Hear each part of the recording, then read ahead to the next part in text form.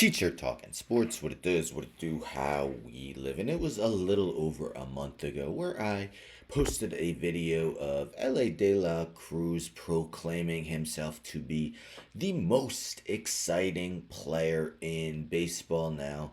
There were a few of you in the comments who disagreed with his sentiment. He definitely has a case, but anyhow, ESPN recently came out with the 2024 MLB Most Exciting Player bracket. Judge Otani more. So here they attempted to name who they believe is the most exciting player. De La Cruz did advance far. Did he win? We'll find out shortly. So they put together a 32 player bracket and asked our MLB experts to vote for a champion. We chose the most exciting player from each of the 30 teams. And the New York Yankees and Dodgers each got two entries due to having the best records in their league at the time of the voting. So the opening round, we'll quickly go through Aaron Judge versus Garrett Crochet. Of course, Judge is going to win that.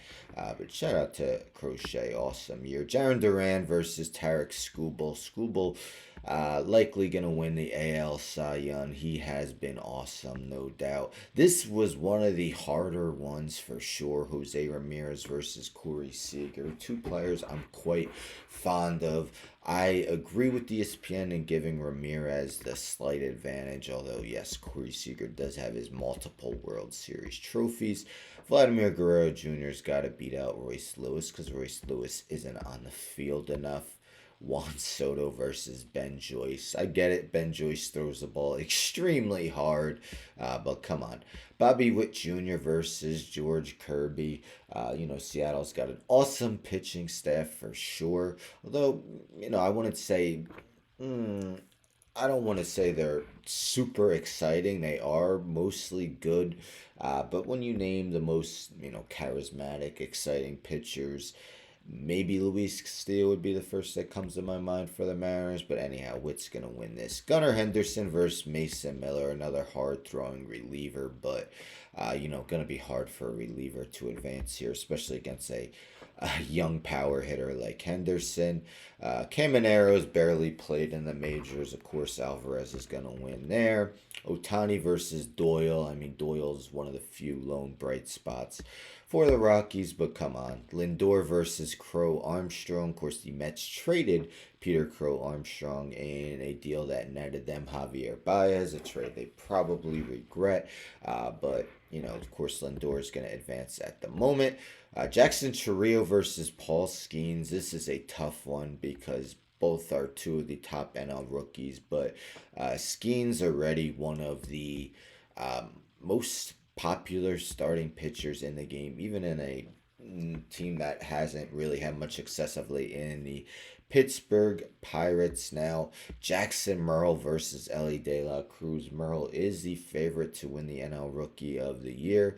But yes, De La Cruz advances. Mookie Betts versus Xavier Edwards. Edwards has looked really good with the Marlins, but he's not going to beat Mookie Betts. Chris Sale versus Mason Wynn.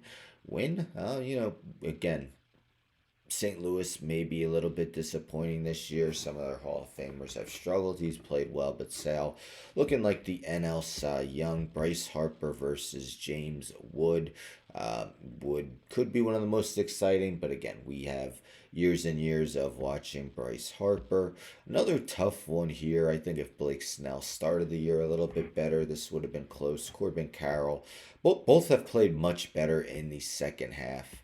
But they give the advantage to Carroll. Second round, Judge versus Skubal. You're going to give it to the power hitter. Shout out. Finally breaking his, 16-game homerless streak, but 52 on the season. I would go Ramirez over Guerrero. I guess Guerrero's a little more known than Ramirez. But it's a tough one.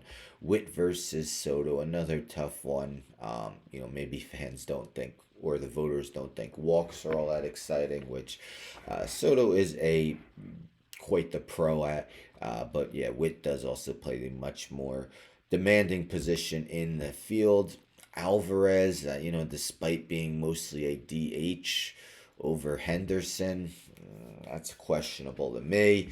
Otani versus Lindor, he's mostly a DH, but he's on very close to 50-50. De La Cruz over Skeens. That's a tough one too. Betts versus Sale. Again, hard for a pitcher because they're not out there every day. Harper beats Corbin Carroll. I mean, I don't feel like he's been all that exciting this season. I mean, he's been good, but I don't know. Aaron Judge versus Guerrero. Judge is going to win. Witt better beat Alvarez. He does. De La Cruz over Otani.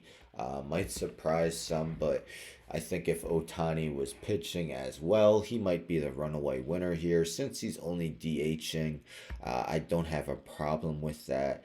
And then Betts beats Harper. I agree. Final four, Judge versus Witt. They give it to Witt. Witt, a lot more speed, plays a more demanding position. I don't have a problem. Betts versus De La Cruz. Tough one. They give it to De La Cruz. And again, as I said, De La Cruz got far in the competition. In the championship matchup, they vote Bobby Witt over De La Cruz as 2024 MLB Mr.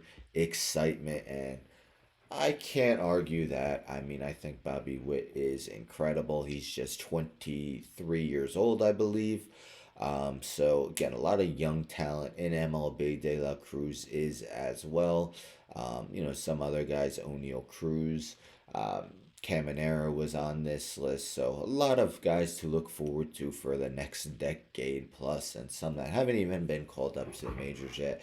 What do you think? Do you agree with De La Cruz saying he's the most exciting player in baseball? Do you agree with ESPN saying that it's Bobby Witt Jr., or is it someone else? Anyhow, don't forget to subscribe. Tell a friend, subscribe. Like the video, share the video, hit the bell for notifications. I'm out.